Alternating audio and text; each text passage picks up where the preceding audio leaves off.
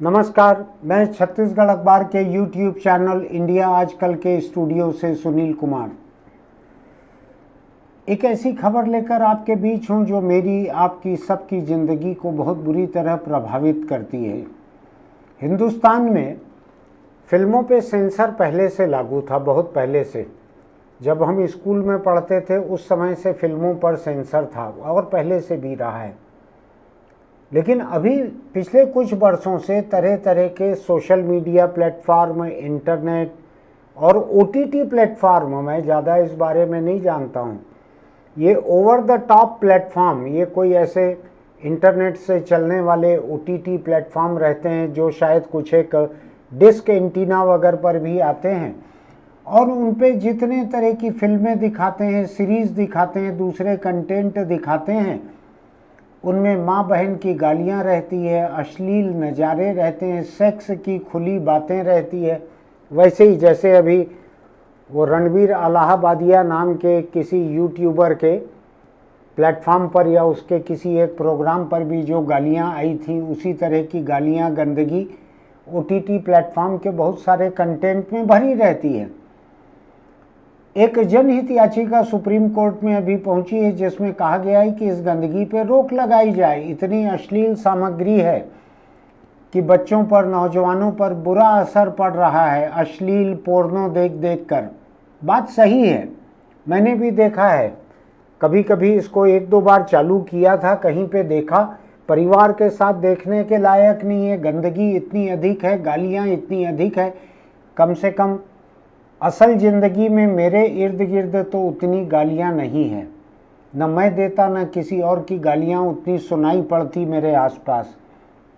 जिन लोगों को लगता है कि असल ज़िंदगी में यही सब है, वो शायद वो रणवीर अलाहाबादिया किस्म के लोग होंगे जो गंदी घटिया गालियाँ, गंदी बातें ये करते हैं। अभी सुप्रीम कोर्ट ने सुना है कि पासपोर्ट उसका वापस कर दिया है, विदेश जा सकता है। शायद कुछ लोगों ने सोचा होगा इसको जितनी गंदगी फैलानी है दूसरे देश में जाकर फैलाए। ऐसे में सुप्रीम कोर्ट ने इस बात पर फिक्र जाहिर की है कि सरकार ऐसे कंटेंट को रोकने के लिए, ऐसी फिल्मों को, ऐसे सीरीज़ को रोकने के लिए पर्याप्त कदम नहीं उठा रही है। केंद्र सरकार के वकील ने सुप्रीम कोर्ट को कहा है कि पहले से कानून बना हुआ है, लेकिन सरकार कुछ और नियम लागू करने के बारे में सोच रही है। कानून तो 1000 किस्म के बने हैं हिंदुस्तान में, उनमें से 999 पर अमल नहीं होता है। ये ओटीटी प्लेटफार्म पर कंटेंट में अश्लीलता, हिंसा, इसको रोकने का कानून उन्हीं में से एक होगा, 999 में से। देख लेते हैं सरकार और कौन सा 1001वां कानून बनाती है। लेकिन सुप्रीम कोर्ट जजों ने इसी सुनवाई के दौरान एक दिलचस्प बात और कही है। उन्होंने माँ बाप को जिम्मेदार ठहराया है जो अपने बच्चों पे पर्याप्त ध्यान देने के बजाय उनके हाथ में मोबाइल दे देते हैं। ये छोटे बच्चों के बारे में है। ये छोटे बच्चे बचपन से ही इसको देखने लगते हैं और ये बात सही है। आजकल परिवारों में 2 लोग, 3 लोग, 4 लोग, सभी लोग कामकाजी हो जाते हैं। घर पहुंचने के बाद उनमें से हर कोई अपने अपने लैपटॉप या कंप्यूटर पर या मोबाइल फ़ोन पर काम करने लगते हैं। कोई ऑफिस का काम, कोई दुकान का काम, कोई और किसी तरह का काम, किसी को यार दोस्तों से या सहेलियों से गप मारना है, सबसे आसान रहता है ऐसे में परेशान करने वाले बच्चे के हाथ में एक मोबाइल फ़ोन दे देना। फिर बच्चे जानते हैं उसको कैसे अनलॉक किया जाता है, कैसे उसमें इंटरनेट शुरू होता है। अब सवाल ये उठता है कि ये बात सुप्रीम कोर्ट जजों को भी दिख रही है, मुझको मेरे घर में दिख रही है, आपको भी शायद आपके घर पे दिख रही होगी। ये 2 अलग अलग चीज़ें हैं। सुप्रीम कोर्ट ने कहा है कि माँ बाप भी जिम्मेदार हैं जो बच्चों को मोबाइल फ़ोन देकर बिठा देते हैं पीछा छुड़ाने के लिए। क्या किया जाए? बच्चों के हाथ में मोबाइल और ओटीटी कंटेंट में पोर्नोग्राफी या अश्लीलता, कुछ उल्लू बुल्लू नाम के कुछ ऐसे नए कंपनियां निकली हैं जो तरह तरह की गंदी और अश्लील या कम से कम वयस्क फिल्में बनाती हैं और उनके छोटे छोटे से क्लिप जो हैं वो मुफ्त में दिखाती हैं और बाद में आपको शायद उनके चैनल को सब्सक्राइब करके बाकी कंटेंट देखने की छूट रहती है। तो ऐसे में क्या किया जाए? एक तरफ वो कंटेंट ठेल रहे हैं, दूसरा माँ बाप अपने बच्चों के हाथ में मोबाइल थमा दे रहे हैं। क्या रास्ता निकाला जाए? अभी सुप्रीम कोर्ट में न याचिकाकर्ता ने, न सुप्रीम कोर्ट ने, न केंद्र सरकार के वकील ने, किसी ने ये बात नहीं रखी है सामने जो मैं रखना चाहता हूँ। मेरा ये मानना है जितने तरह के ये कंटेंट चलते हैं इनको mobile phone, laptop, computer, tablet, TV, इन्हीं चीज़ों पे देखा जाता है। ये सारी की सारी चीज़ें जो है इनका बनना, इंपोर्ट होना, बिकना, ये सब सरकार के रेगुलेशन के तहत आता है। क्यों नहीं भारत सरकार एक ऐसा कानून बनाती जिसमें इस तरह की जितनी डिवाइसेस हैं, टीवी है, कंप्यूटर है, लैपटॉप है, टैबलेट है, मोबाइल फ़ोन है, ये 5 किस्म की, 5 उंगलियां हैं, ऐसे 5 किस्म की ये डिवाइसेस हैं। क्यों नहीं सरकार ऐसा नियम बनाती कि इनमें से जिस डिवाइस में चाइल्ड लॉक और चाइल्ड टाइमिंग ना हो, चाइल्ड लॉक एक हो सकता है कि कैसे लॉक किया जाए, जिसमें माँ बाप का लॉक अलग है, आपके मोबाइल फ़ोन का आपका लॉक अलग होगा, उसके बाद एक चाइल्ड लॉक अलग किया जाए। ऐसा लॉक किया जाए एक, और दूसरा उसमें टाइम तय कर दिया जाए कि चाइल्ड लॉक खोलने पर भी जो प्रोग्राम चलेगा वो 30 मिनट के लिए चलेगा, उससे ज़्यादा नहीं चलेगा, उसके बाद अपने आप मोबाइल बंद हो जाएगा। इससे देखने का समय सीमित हो सकता है। दूसरा यह है कि उस चाइल्ड चैनल में बच्चे के लिए एक खास हिस्सा रहे उसका, जिस पे वो देख सकते हैं, वही हिस्सा खुले।